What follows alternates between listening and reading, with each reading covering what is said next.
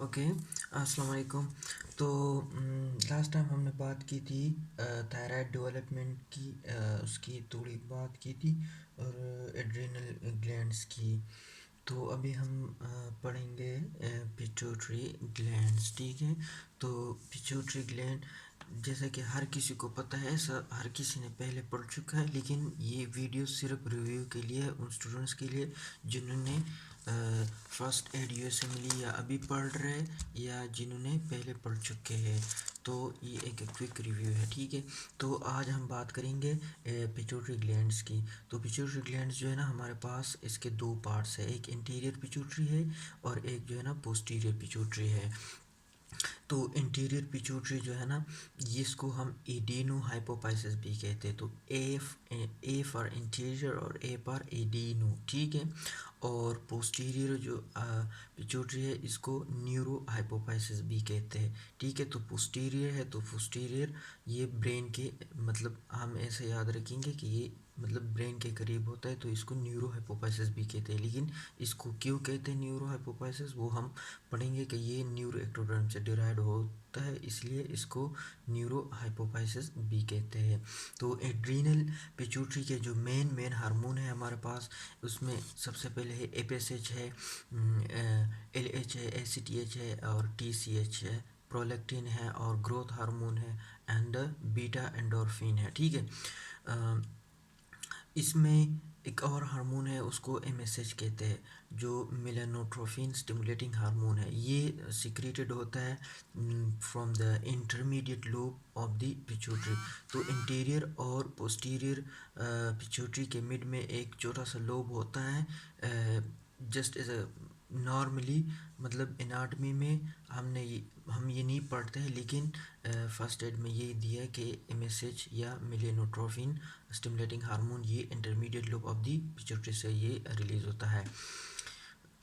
तो interior pituitary हमारे पास एम्ब्रियोलॉजिकली derive होता है फ्रॉम दी ओरल एक्टोडर्म। तो ये एक्टोडर्म से डिराइव होता है, और वो ओरल एक्टोडर्म जो जिसको रथ के फौज भी कह सकते हैं।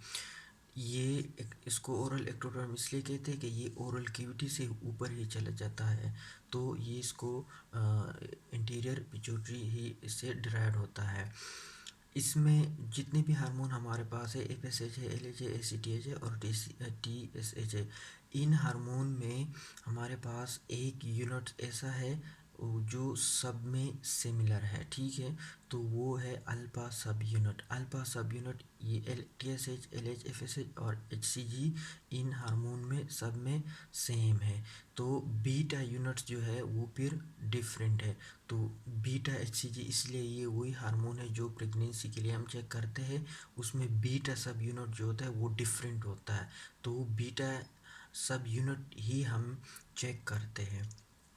तो बीटा सब unit is determine hormone specificity for every hormone LH, FSH and TSH. For all of these, the beta subunit is different. तो ये हार्मोन्स जितने भी है इंटीरियर पिट्यूटरी की, ये इसमें हमारे पास, मतलब हमें याद रखना है कि F S H, L H, A C T H, T S H, growth hormone and beta endorphin, ठीक है, यही हार्मोन है। इसमें मेनली बात इसकी डिराइवेशन की है, ओरल एक्टोडर्म से डिराइव होता है, जिसको रथ की फौज भी कहते हैं, और इसका दूसरा नाम है एडिनो हाइपोफाइसिस। हाँ, पोस्टीरियर पिट्यूटरी की बात करें तो पोस्टीरियर पिट्यूटरी में हमारे पास इससे मेनली दो हार्मोन ये बनाते हैं, एक को कहते हैं एडीएच और दूसरा है ऑक्सीटोसिन। एक्चुअली ये स्टोर करता है and release vasopressin, anti diuretic hormone. ADH को वेसोप्रेसिन भी कह सकते हैं, ठीक है। एडीएच एंटी डाययूरेटिक हार्मोन, और ऑक्सीटोसिन ये जस्ट स्टोर करता है एडीएच और ऑक्सीटोसिन को। एक्चुअली ये हार्मोन्स जो बनते हैं ये हाइपोथैलेमस में ये बनते हैं from the supra optic and the paraventricular nuclei. तो हाइपोथैलेमस के डिफरेंट न्यूक्लियाई है, उसमें एक सुप्रा ऑप्टिक है, एक पेरावेंट्रिकुलर न्यूक्लियाई है। सुप्रा ऑप्टिक 90% एडीएच बनाता है और 10% हमारे पास बनाता है oxytocin. Paraventricular nuclei mainly oxytocin बनाता है 90% और 10% वो एडीएच बनाता है। तो ये एक एमसीक्यूज आ सकता है कि सुप्राऑप्टिक न्यूक्लियाई से कौन कौन से हार्मोन बनाते हैं, या पैरावेंट्रिकुलर न्यूक्लिया हमारे पास कौन से हार्मोन बनाता है। ये न्यूक्लियाई में ही ये हार्मोन बनते हैं और ये जस्ट रिलीज़ कर देते हैं बाद में, और स्टोर हो जाता है posterior pituitary, and with the demand of our body ये उसी वक्त फिर रिलीज़ हो जाता है। ये they are transported to the posterior pituitary through the neurophysin. ठीक है, ये न्यूरोपाइसिन एज अ पाथवे है, मतलब एक कैरियर प्रोटीन्स है, तो ग्रेन्यूल्स टाइप, तो उसमें इज अ ये कैरियर है इसका। और दूसरी बात जो मैंने पहले भी की कि posterior pituitary is derived from the neuro ectoderm. ठीक है, तो साथ में एक छोटा सा ये एंडोक्राइन पैंक्रियाज है, इसका भी थोड़ा सा पढ़ते हैं। ठीक है, फिर फिजियोलॉजी पढ़ेंगे।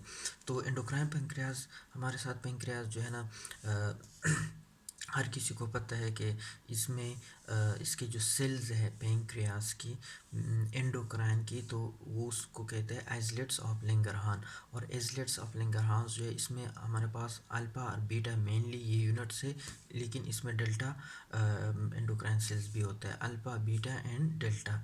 ठीक है, तो alpha, delta and the beta, ये cells, collection of these cells is known as islets of Langerhans।